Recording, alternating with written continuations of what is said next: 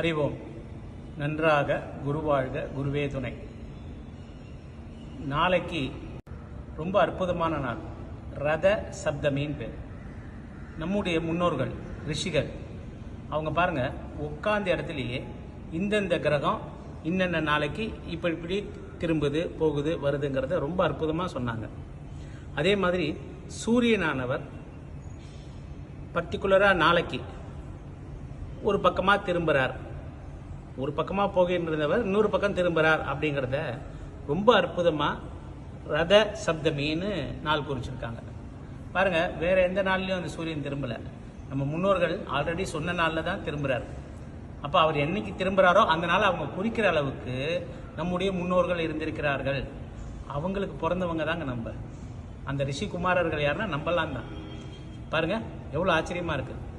அப்போ அப்படிப்பட்ட ரிஷிகள் என்ன சொல்லி கொடுத்தாங்களோ அதை நம்ம பண்ணணும். இந்த மாதிரி சூரியன் திரும்பரிச்சு என்ன ஆகுது, சூரியன்டேருந்து நிறைய ரேடியேஷன் நமக்கு வருது. அந்த ரேடியேஷன் நம்மளை பாதிக்காமல் இருக்கிறதுக்காக, அந்த ரேடியேஷன் ஹசார்ட்ஸ்லேருந்து நம்ம தப்பிக்கிறதுக்காக அதே முன்னோர்கள் அதே ரிஷிகள் நமக்கு என்ன சொல்லி கொடுத்துருக்காங்க, எருக்க இலையை வச்சு ஸ்நானம் பண்ண சொல்லி கொடுத்துருக்காங்க. இப்போ எருக்க இலையை என்ன பண்ணணும், நாளைக்கு தலையில் வச்சுக்கணும், தோள்களில் வைக்கணும், முட்டில் வைக்கணும், 2 முட்டிலையும் வைக்கணும், 2 பாதத்துலையும் வச்சுக்கணுங்க.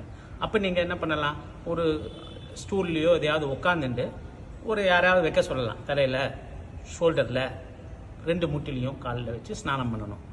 இப்போ ஆண்களாக இருந்தால் வெறும் அரிசி மட்டும் வச்சு அட்சதை வச்சு பண்ணலாம். பெண்களாக இருந்தால் அது மஞ்சள் சேர்த்த அரிசி வச்சுக்கலாம். இல்லை 2 பேருமே அது மாதிரி அட்சதையை வைக்கலாம். சில வீடுகளில் வெறும்னு எருக்கலை வச்சு மட்டுமே ஆண்கள் குளிக்கிறது வழக்கம். அது உங்கள் குடும்ப வழக்கம் எதுவோ அதை பயன்படுத்திக்கோங்க. இது வரைக்கும் நான் அது மாதிரி பண்ணதில்லை, இதுதான் முதல் தடவையாக நான் ஸ்நானம் பண்ண போகிறேன்னு நினச்சிங்கன்னா ஆண்கள் அதே மாதிரி வெறும் எருக்கலை வச்சு குளிக்கலாம். பெண்கள் மங்களாட்சதை என்று சொல்லக்கூடிய மஞ்சள் கலந்த அரிசி, சரிங்களா, அதை அந்த இலை மேலே வச்சுட்டு ஸ்நானம் பண்ணணும். இப்போ பண்ணும்போது பாருங்கள், எருக்குக்கு அர்க்க பத்திரம்னு பேர். இது ரொம்ப அற்புதமான ஒரு இலை. அது நிறைய நோய்களை போக்கக்கூடிய ஒரு இலை. அந்த இலையை நம்ம தமிழ்நாட்டில் விக்னேஸ்வரருக்கு அர்ப்பணம் பண்ணுவோம். எருக்க பூ மாலை போடுறோம், எருக்க பூனால் அர்ச்சனை பண்ணுவோம், சரியா.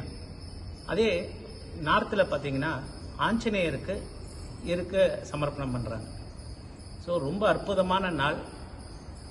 இந்த விஷயத்தை உங்கள் நண்பர்களுக்கு சொல்லுங்கள். எல்லாரும் நாளைக்கு எருக்கலையை வச்சு ஸ்நானம் பண்ணுங்கள். தீர்காயுசோட நன்னா இருங்க. உங்கள் எல்லாருக்காகவும் ஜெயதுர்கா பீடத்திலிருந்து